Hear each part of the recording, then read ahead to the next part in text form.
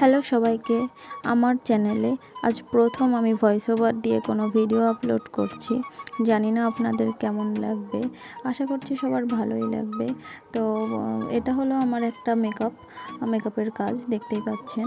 আমি আজ 3 থেকে 4 বছর ধরেই আমি মেকআপের কাজ করছি। তো সেরকমভাবে ভিডিও আপলোড দেওয়া হয় না।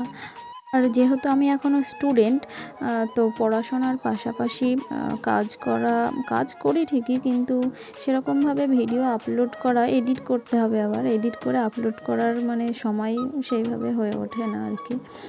তো আজকের কাজটা কেমন হয়েছে সবাই জানাবেন অবশ্যই।